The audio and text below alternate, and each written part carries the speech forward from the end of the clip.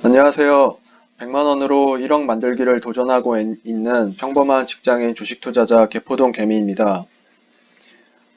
오늘은 제가 SFA 반도체라는 종목에 대해서 말씀을 드리면서 개인적으로 좀 반성이 되기도 하고, 영상 제목처럼 분할 매수, 분할 매도 이러한 부분들과 마켓 진입 타이밍에 대한 생각을 좀 여러분들께 말씀을 드리고 싶어서 영상을 제작을 하게 되었습니다. 보시는 것처럼 오늘 오늘뿐만이 아니라 최근 들어서 반도체 쪽에 메이저들의 수급이 계속해서 강세를 보이고 있는데요.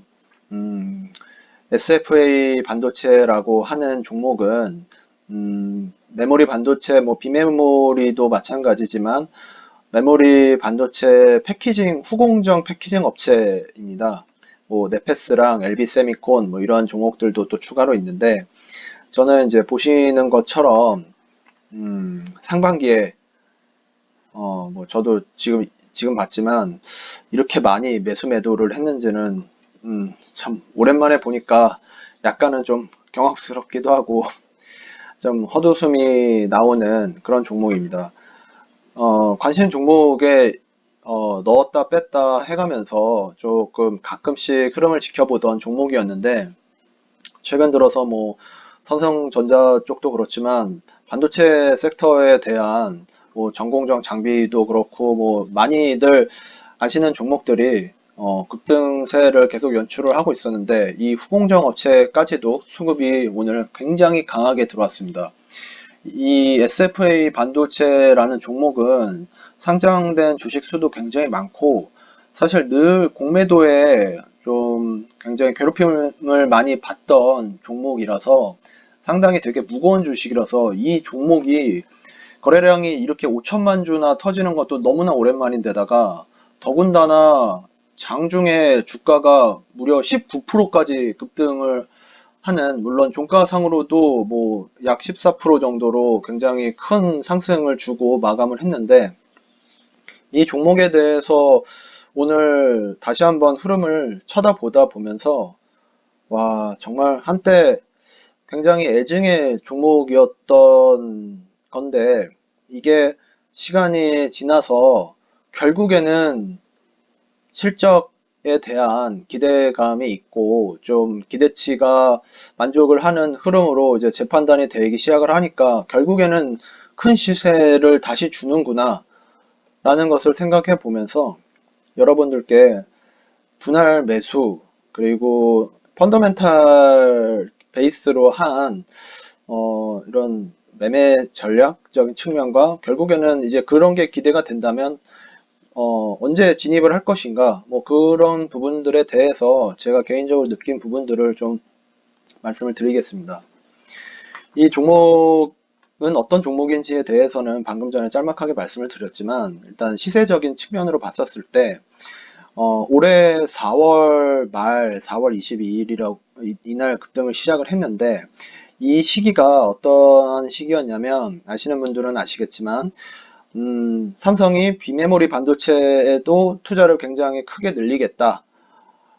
그렇게 하면서 SFA 반도체, LB세미콘, 네페스 이러한 후공정 패키지에 대한 업체들이 급등세를 한 2달간 이어나가게 됐었습니다.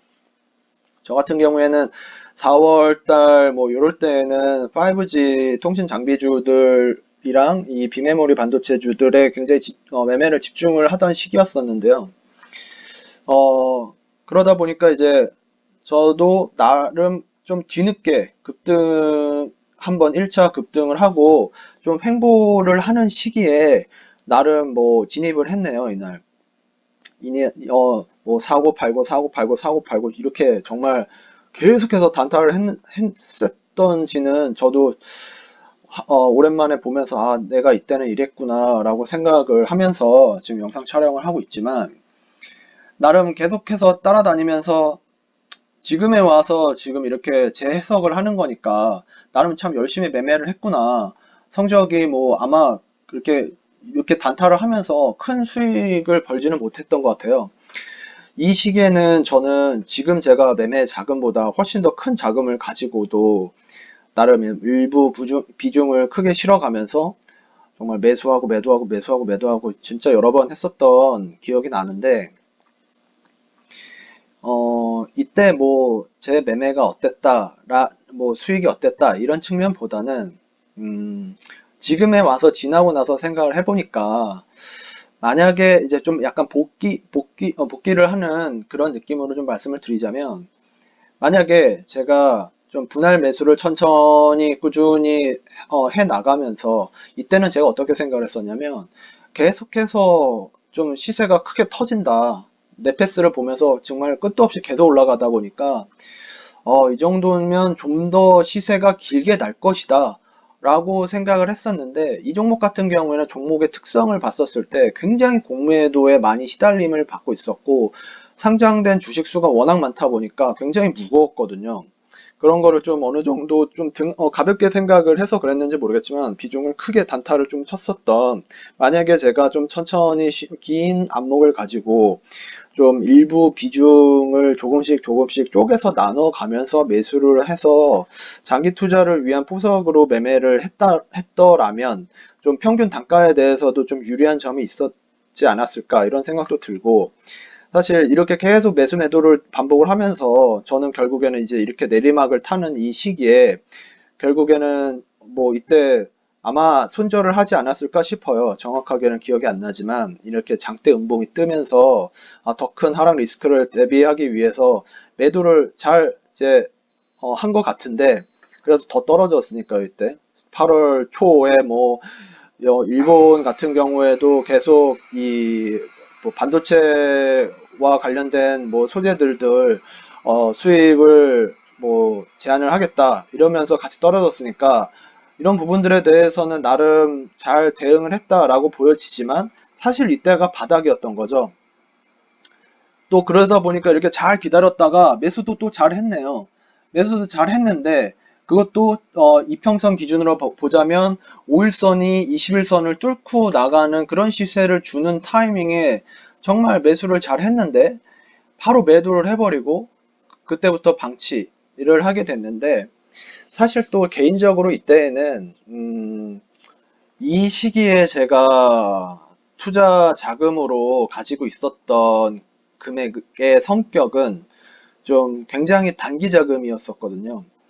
어떻게 보면 나갈 돈, 금방 오래 버틸 수 없는 돈, 그런 돈을 가지고 단타를 했으니 얼마나 불안한 마음이 있었겠으며, 또 이렇게 내려가는 도중에도 나름 뭐 잘 기다리고 뭐 하긴 했지만, 이때 정말 바닥에서 잘 샀는데, 만약에 이 돈을 좀 계속해서 끌고 갈 수 있는 자금이었더라면 좀 계속해서 크게 시세를 먹을 수도 있었겠지만, 뭐 가정을 하자면 이때 매수하고 이때 매도 안 하고 그대로 쭉 가지고 있었으면, 오늘 뭐 종가 기준으로 하면은 거의 뭐 한 60% 정도 수익이 났겠네요. 4달 동안. 뭐 그거야 이제 지금 보면은 뭐 바닥을 2번 형성을 해놓고 요때 또 한 번 바닥이 왔지만, 이때부터 한다 하더라도 뭐 엄청난 시세를 줬고, 이때도 기회였었고 했는데, 그러다 보니까 또 느껴지는 점이, 웬만하면 여유자금으로 느긋한 마음을 가지고 설령 단타를 한다 하더라도 여유자금을 가지고 돈을 오랫동안 좀 핸들링 할 수 있는 그런 비중을 가지고 매매에 임한다면 더 안정적으로 수익을 낼 수 있었을 텐데, 좀 더 길게 끌고 가서 크게 먹을 수도 있고, 그럼 기회가 많았을 텐데 하는 아쉬움도 있고, 또 한편으로는 사실 이렇게 기회가 많았던 거라고 생각을 합니다. 이렇게 몇 달이라는 기회가 있었기 때문에, 크게 봤었을 때 말이죠. 그렇기 때문에 언제 내가 매수를 하면서 마켓에 진입을 했다 하더라도, 사실 이 종목처럼 성장성과 뭐 어떻게 보면 펀더멘털이 보장이 된 그런 종목이라고 기대감이 있다면 느긋하게 가져갈 수도 있고, 언제 내가 들어왔다 하더라도 사실 그게 그렇게 크게 중요하진 않았겠죠. 올바른 비중을 가지고 오래 장기로 끌고 갈 수 있는 자금의 성격이 들어왔더라고 한다면, 뭐 이때 고점에서 잡았다 하더라도 쭉 버틸 수 있었을 거고, 아니면 이때든 했다 하더라도 조금 기다렸더니 다시 올라가네 하면서 좀 흐뭇하게 바라볼 수도 있었을 것 같고, 그런 점에서 봤었을 때 참 돈의 성격과 이 매매자의 마음 상태, 이런 것들이 훨씬 더 참 중요하지 않았을까. 정말 얼마나 열심히 돈을 벌려고 제가 이렇게 단타 매매를 열심히 했었을까요. 나름 분석도 하면서 이 종목은 정말 연말까지 계속 갈 거다라고 분명 생각을 했었을 겁니다. 하지만 단기 자금 성격을 가지고 있었기 때문에 계속해서 길게 끌고 갈 수가 없으니까 이 결정적일 때 매도를 할 수밖에 없었고, 또 이런 여러 가지 매매에 대한 히스토리를 가지고 있었던 종목이니까 쳐다보지 않았겠죠. 이렇게 올라가는 동안. 참 아쉬움이 많이 남는 종목이고, 여러분들은 저의 이러한 경험을 토대로 해서 좀 반면 교사로 삼으셔가지고 앞으로의 매매에도 도움이 되셨으면 좋겠어요. 그래서 조금 세세한 부분을 잠깐 좀 보자면, 제가 공매도에 대해서 굉장히 심했던 종목이라고 말씀을 드렸었죠. 거래량이고, 이쪽이 거래량이고, 여기가 공매도를 했던 수량이고, 이 대차 상환이 이제 공매도를 친 거를 갚았다라는 겁니다. SFA 반도체는 공매도를 심하게 하고 또 점점 대차 상환을 해가면서 결국에는 오늘의 시세가 이렇게 만들어졌다라고 생각을 하는데요. 4월 22일 날 거래량이 진짜 지금 보면 원래 거래량이 그렇게 많았던 종목이 아닌데 3,500만 주씩이나 엄청난 거래량이 수반을 되면서 공매도가 시작이 됐습니다. 외국인을 기반으로 해서 시작이 됐다라고 생각을 하고 있는데, 이날부터 해가지고 정말 거래량 터지기 시작하고 공매도도 엄청나게 이제 계속해서 주가를 눌렀겠죠. 이렇게 해서 계속 점점 하면서 저는 이제 열심히 단타 매매들을 하면서 거래량도 열심히 터졌기 때문에 정말 매일매일 왜 이렇게 종목은 공매도가 심할까. 공매도가 심한 줄 알면 그거에 맞는 대응을 해가면서 하면 참 좋았을 텐데 조금 현명하지는 못했던 것 같습니다. 지금 돌이켜 생각을 해보면. 그래서 계속해서 거래량을 터지고 공매도도 계속 있지만, 그래도 제가 결국에는 6월달, 8월달 이렇게 좀 많이 놓친 상태로 했지만, 그런 시기에는 또 이제 저 같은 이제 개미들이 떨어져 나갔다라고 판단을 했는지 대차 상환이 또 늘어나기 시작을 합니다. 이날 160만 주나 상환을 했네요. 이날 6월 25일 날 가격도 3,300원 수준인데 계속해서 보면 상환이 계속 일어납니다. 공매도는 좀 줄었죠. 상환은 계속 열심히 하고 있었던 거예요. 이날 이 바닥권을 2,500원대 바닥권을 지나고 있었을 때는 공매도 적고 상환 계속하고 거래량도 적당히 찍어가면서, 원래 20만 주, 30만 주 하다가 막 계속 몇백만 주씩 그래도 거래량이 터지고 있었으니까, 그러면서 상환 계속 100만 주씩 하고 이럴 때 참 어떻게 보면 가장 바닥일 때 상환 열심히 하고 있었네요. 저는 이미 다 털릴 만큼 털리고 정말 학을 뛴다 하면서 손을 털었던, 참 그러면서 다른 종목에도 또 열심히 하긴 했지만 그래도 이때 이렇게 들어가 있었다면, 가만히 놔뒀다면 좋았을 텐데 참 아쉬움이 많이 듭니다. 그래서 거래량이 계속 꾸준히 되면서도 또 중간중간에 오를만 하면은 또 찍어 누르고 하면서 바닥을 만들었을 거예요. 아까 차트에서 이중 바닥을 찍었다고 했는데, 이럴 때가 또 공매도 찍어가면서 바닥을 하면서 또 상환 또 100만 주 확 해버리고 10월 달부터 시작해가지고 다시 상승을 시작했는데, 결국에는 공매도는 줄고 상환하는 건 엄청나게 많아지고 거래량 계속 뒷받침이 되고, 이래서 참 거래량도 중요한 거고, 이렇게 대차 상환도 또 100만 주 했네요.